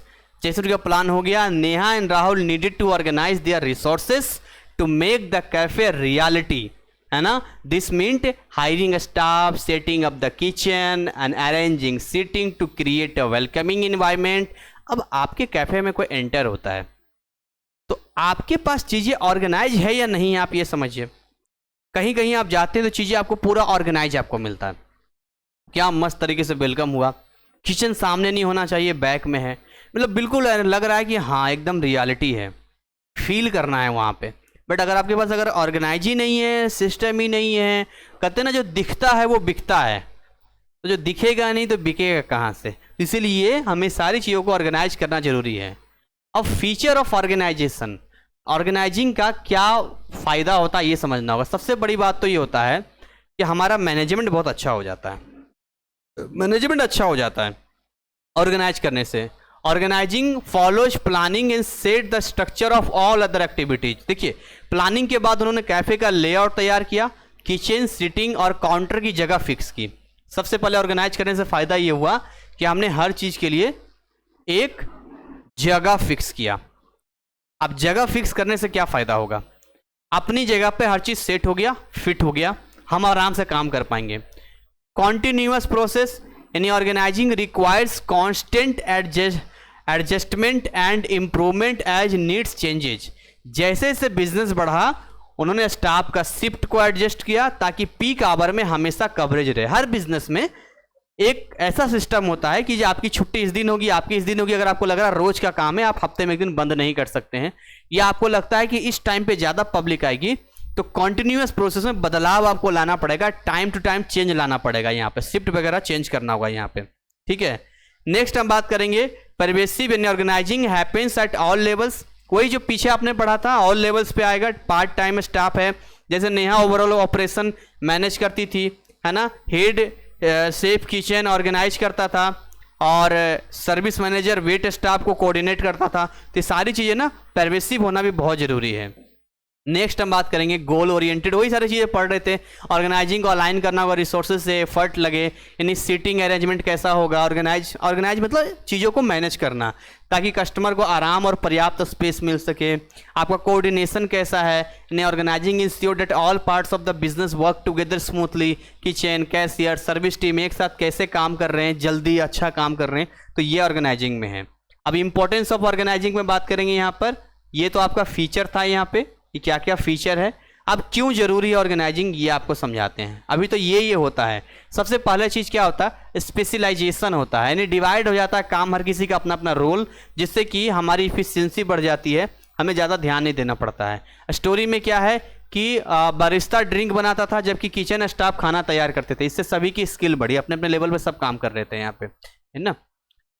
आगे बात करना चाहेंगे रिसोर्स का यूटिलाइज होता है। यहाँ पर कैसे यूटिलाइज होता है ये आपको समझाना चाहेंगे थोड़ा सा। यहाँ पे बहुत इंपॉर्टेंस ऑर्गेनाइजिंग का। आपने प्लान तो कर लिया, पर प्लान करने के बाद अब वहां पर आफ्टर प्लानिंग आप कैसे चीज़ों को ऑर्गेनाइज करते हैं, अपने रिसोर्सेज को, ये बहुत इंपॉर्टेंट है, ठीक है।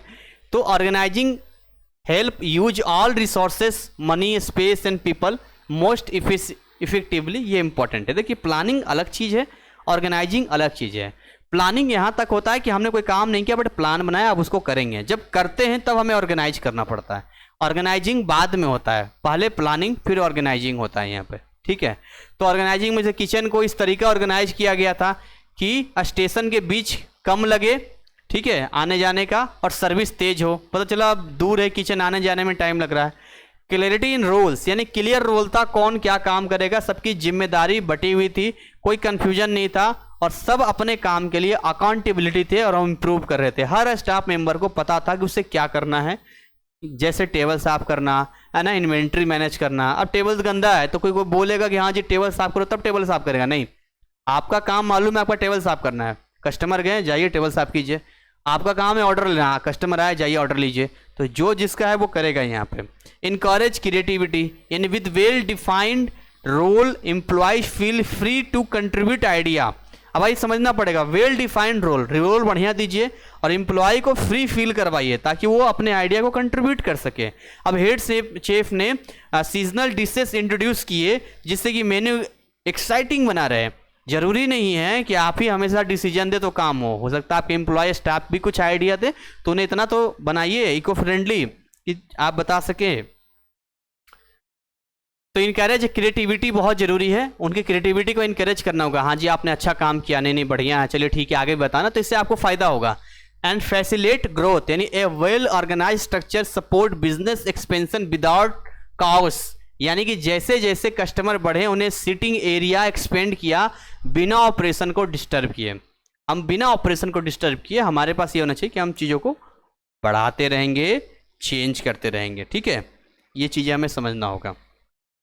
एनीवे आगे बढ़ना चाहेंगे यहाँ पे। Organisational structure, how the team is set up, team कैसे सेट होती है ये हम देखना चाहेंगे यहाँ पे। इसको समझिएगा जरा कि टीम कैसे सेट होती है। देखिए how the team is set up. आपने ऑर्गेनाइजेशन के स्ट्रक्चर को बनाया, यानी प्लानिंग करने के बाद अब आपको टीम को सेट करना है। टीम सेट करना बहुत ही ज़रूरी होता है, जिसमें डेफिनेशन में हम बात करें तो डेफिनेशन हमारा क्या कहता है कि ऑर्गेनाइजेशनल स्ट्रक्चर, पहले तो हमें समझना पड़ेगा कि बेसिकली ये स्ट्रक्चर की क्या बात करता है। ऑर्गेनाइजेशन है, उसका कैसा स्ट्रक्चर होगा, रूपरेखा कैसा होगा, ये डिफाइन करता है हाउ टास्क आर डिवाइडेड, यानी कि आपका जो टास्क है, आपका जो काम है वो कैसे डिवाइडेड है, क्या उनके रोल हैं और कैसे उसको असाइन किया गया है, एंड रिस्पॉन्सिबिलिटीज कैसे दी गई है। ये सारी चीज़ों को जब हम कोऑर्डिनेट कर देंगे, आपस में कनेक्ट कर देंगे, तब जाके एक कंपनी के अंदर हमारा सही तरीके से टीम फ्रेम में आ पाएगा, टीम काम कर पाएगा। और इन्हीं चीज़ों को हम लोग ऑर्गेनाइजेशनल स्ट्रक्चर के नाम से जानते हैं। कितने तरह के होते हैं ऑर्गेनाइजेशनल स्ट्रक्चर, हमें यह समझना पड़ेगा। सबसे पहला यहां पर होता है functional structure. Functional structure basically क्या होता है, हमें यह समझना होगा। देखिए, groups jobs based on functions such as marketing, finance, production, यानी कैफे में अलग अलग फंक्शन थे, जैसे किचन, सर्विस, मार्केटिंग, एडमिनिस्ट्रेशन, जिन्हें टीम लीडर्स मैनेज कर रहे थे। किचन के लिए अलग था, है ना, सर्विस के लिए अलग था, मार्केटिंग के लिए अलग था, एडमिनिस्ट्रेशन यानी कौन हैंडल कर रहा है, ऑनरशिप, वो अलग था। और ये सब का अलग अलग टीम लीडर्स थे जो इसको मैनेज कर रहे थे। अब एक आदमी सारे काम करेगा तो गड़बड़ होगा, लेकिन हर किसी के लिए अगर एक एक हेड होगा, एक एक लीडर होगा और सब कोऑर्डिनेट होकर काम करेंगे तो हमारे लिए एक फंक्शन में आ जाएगा। और जैसे ही फंक्शन में आ जाएगा तो हम बोलेंगे कि ऑर्गेनाइजेशन में एक ऐसा स्ट्रक्चर है जो कि फंक्शनल है, इसके बिना काम ही नहीं चलेगा। आगे बात करेंगे हम लोग डिविजनल स्ट्रक्चर। डिविजनल स्ट्रक्चर में हमने क्या किया, ऑर्गेनाइज किया बेस्ड ऑन प्रोडक्ट, मार्केट्स और रीजन्स। यानी अगर नेहा और राहुल दूसरी लोकेशन पे कैफे खोलते तो दोनों लोकेशन इंडिपेंडेंटली ऑपरेट करती, लेकिन सेम गाइडलाइन को फॉलो करती। तो यहाँ पर डिविजनल स्ट्रक्चर होता है, अगर लोकेशन बदल भी देते हैं तो गाइडलाइन हमारा सेम होगा, मतलब हमने डिवीजन किया, डिवाइड किया, तो हमारा एक ऑर्गेनाइज स्ट्रक्चर बढ़ता जा रहा है, डिवाइड करते जा रहे हैं, बढ़ाते जा रहा है यहाँ पे। ओके, अब यहाँ लिखा है ऑर्गेनाइजेशन एक फॉर्मल होता है, एक इनफॉर्मल होता है। तो फॉर्मल वर्सेस इनफॉर्मल ऑर्गेनाइजेशन, ये दो साइड हैं जिसको हम समझना चाहेंगे। सबसे पहले बस एनडी होने वाला है, इसके बाद हमारी चीजें खत्म होगी और फिर हम सही तरीके से चैप्टर में समझ पाएंगे। अगर हम फॉर्मल की बात करते हैं तो फॉर्मल जो होता है वो ऑफिशियल स्ट्रक्चर होता है, आप समझिएगा, जैसे फॉर्मल शर्ट, फॉर्मल कपड़े, जो फॉर्मल होता है with defined role, responsibilities and reporting lines. Cafe का फॉर्मल ऑर्गेनाइजेशन ऑनर से लेकर टीम लीडर, स्टाफ तक की जो हिरार्की में था, एक सिस्टम में बना हुआ था कि ये है, इसके नीचे ये लोग हैं, इसके नीचे ये लोग, इसके नीचे ये लोग, सिस्टम में बना हुआ था।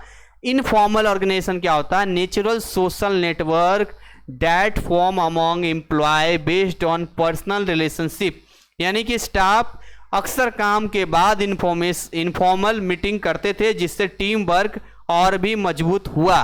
तो एक तो फॉर्मल ऑर्गेनाइजेशन है जो कि हम ये देख रहे हैं कि सारे रिपोर्टिंग लाइन से लेकर रिस्पॉन्सिबिलिटी ऑफिस के टाइम में ले रहा है, और कुछ ऐसे ऑर्गेनाइजेशन भी हैं जो ऑफिस टाइम के अलावा इनफॉर्मल मीटिंग भी करते थे कि क्या कर सकते हैं, कैसे कर सकते हैं, क्या हो सकता है। एक इनफॉर्मल है, एक पब्लिक के सामने फॉर्मल, पब्लिक के पीछे हम प्लान कर रहे हैं इनफॉर्मल। इस बात को समझना पड़ेगा आपको। घर में है तो इनफॉर्मल, ऑफिस में है फॉर्मल।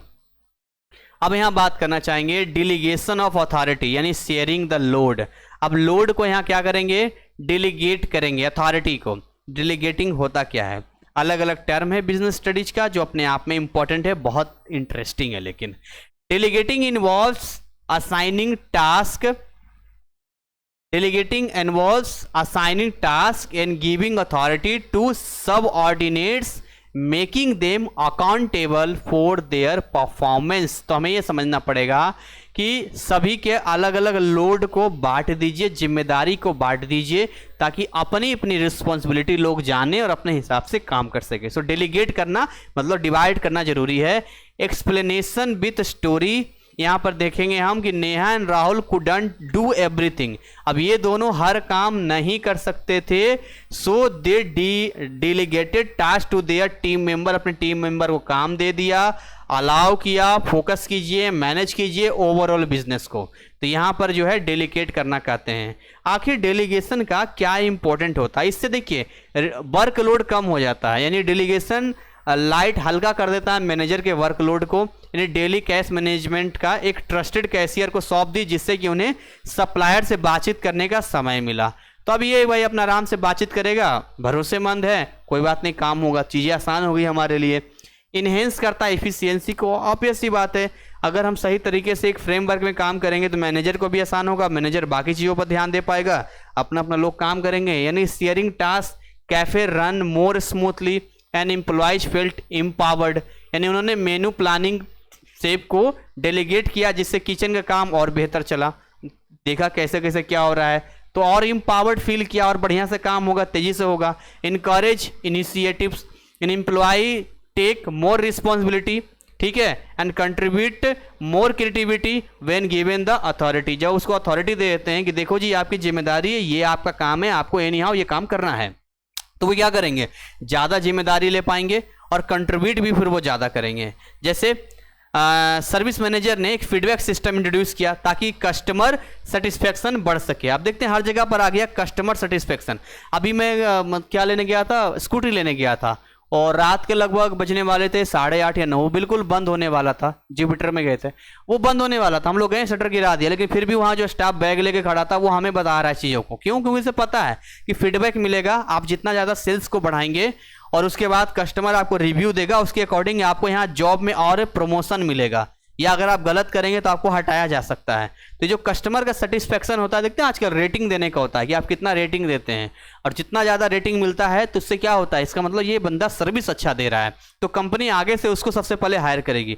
ऑब्वियस सी बात है, हम ऐसे अपने एम्प्लॉय को सबसे पहले आगे रखेंगे जो लॉयल होंगे, जो सही तरीके से काम करेंगे और जिसमें कस्टमर ज़्यादा सेटिस्फाइड होंगे। तो आपको इनकरेज करना होगा इनिशिएटिव्स को। अब ऐसे तो कुछ भी कर लो, अब वो कस्टमर आए जाए किसी को क्या फ़र्क पड़ता है, तो आपका बिजनेस का लॉस है ना, उसे तो हर महीने सैलरी मिल जाएगी। लेकिन जब आप इस तरह के इनिशिएटिव डालते हैं ना, तो चीज़ें आपके लिए बढ़ जाती है, आसान हो जाता है यहाँ पे। चलिए आगे बात करना चाहेंगे। नेक्स्ट यहाँ पे डिसेंट्रलाइजेशन, यानी एम्पावरिंग द टीम। टीम को आपको एम्पावर करना होगा। मुझे लगता है ये लास्ट पॉइंट होगा 8 वाला, बस लास्ट है, बहुत हो गया, 1 घंटे के आसपास क्लास हो गया, अभी आपका लास्ट है। टीम पर पूरा काम चलता है, टीम को हमें हैंडल करना है। टीम अगर हैंडल हो गया अच्छे से, सही से काम कर गया, आपका काम हो गया आसान। अकेले तो आप कुछ नहीं कर सकते हैं। तो ये यहाँ पर कैसे डिसेंट्रलाइज करेंगे, देखिए decentralisation is the systematic delegation होता है decision making authority to lower level of the management. यानी एज द कैफे ग्रीव, जैसे कैफे ग्रीव करेगा, ग्रो करेगा, Neha and Rahul couldn't oversee every detail. अब नेहा और राहुल के पास इतना टाइम नहीं है कि हर चीज़ को देख सकें, सो वो एम्पावर्ड करेंगे अपने स्टाफ को कि वो अपने डिसीजन ले सके। अब हर चीज़ के लिए उनका स्टाफ उनको फ़ोन करेगा, ये करें कि नहीं करें, वो करें कि नहीं करें, और इतने सारे केसेस आएंगे, इतने सारे कस्टमर आएंगे, तब तो पागल हो जाएंगे नेहा और राहुल। अब मुकेश अंबानी हैं, अब उनके इतने सारे चीज़ें हैं, तो उनके जो स्टाफ होते हैं वो खुद ही उसमें डिसीजन ले लेते हैं। अब हर जगह से फ़ोन आना शुरू हो जाए तो मुकेश अंबानी पागल हो जाएंगे, इंडिया के लेवल पर क्या हो रहा नहीं हो रहा, तो उनका भाई आप हैंडल करो जो करना है, ठीक है, अपने हिसाब से। तो ये एम्पावर्ड करना पड़ेगा यहाँ पर। सो डिसेंट्रलाइजेशन का क्या इंपॉर्टेंस होता है, हमें ये समझना पड़ेगा। देखिए डिसेंट्रलाइजेशन का इंपॉर्टेंस की बात करते हैं यहाँ पे। बेसिकली यहाँ पर सबसे पहले रिड्यूस होता है, ओवरलोड कम हो जाता है टॉप मैनेजमेंट के पास। डिसेंट्रलाइजेशन अलाउ करता है सीनियर मैनेजर को, वो फोकस करता है स्ट्रेटजीज को, इश्यू को, क्या क्या चीज़ें हो सकती है डेली ऑपरेशंस में। नेहा बिजनेस एक्सपेंड करने में फोकस कर सकती है, जबकि स्टाफ ने डेली कस्टमर सर्विस डिसीजन को हैंडल कर लिया। इनहेंस करता है डिसीजन मेकिंग स्पीड को, लोअर, जितना ज़्यादा डिसीजन कोई, अब मान के चलो कि कोई भी पब्लिक है, कोई भी कस्टमर है, उसको जितनी जल्दी क्विक रिस्पॉन्स मिलेगा उतना ज़्यादा आप पे ट्रस्ट करेगा। सो lower level staff can make quick decision without waiting for approval from the top. जबकि मतलब जब किसी कस्टमर ने स्पेशल ऑर्डर किया तो सेफ ने तुरंत बदलाव कर दिया, कोई बात नहीं, अब वो पूछेगा नहीं, जैसे आया तुरंत चेंज कर दिया यहाँ पे। और यहाँ प्रमोट करता है मोटिवेशंस को, यानी giving employee more authority boost their confidence and commitment. अब एम्प्लॉय को भी लगेगा कि यार हमें इतना दिया जा रहा है, हमारे पे इतना ट्रस्ट किया जा रहा है, हम लगता है कुछ स्पेशल है, उनको भी अच्छा लगेगा ना यहाँ पे। यानी कि स्टाफ को ज़्यादा अथॉरिटी मिलने से उन्हें लगा कि उनकी राय और डिसीजन की अहमियत है, यानी ये उनकी कंपनी है और वो अपना समझ के जब काम करेंगे तो आपका बिजनेस ग्रो करेगा। तो ये ओवरऑल पूरा प्लानिंग, ऑर्गेनाइजेशन, डेलीगेशन है ना, डिसेंट्रलाइजेशन, ये सारी चीज़ें हमने पढ़ी है। इसका ओवरव्यू हमने पूरे अच्छे तरीके से डिटेल में आपको समझाया है और मैं उम्मीद करूंगा कि ये चैप्टर आपके लिए इजी रहा होगा। इतना लंबा लंबा लेक्चर होता है, आप इसको ब्रेक करके भी पढ़ सकते हैं। सो इसी के साथ इसको यहीं पर बाइंड अप करेंगे, मिलेंगे नए चैप्टर के साथ में जहां नई बातें सीखेंगे। तब तक मेहनत कीजिए और प्रैक्टिस करते रहिए। Thank you so much, wish you all the best. जय हिंद, जय भारत।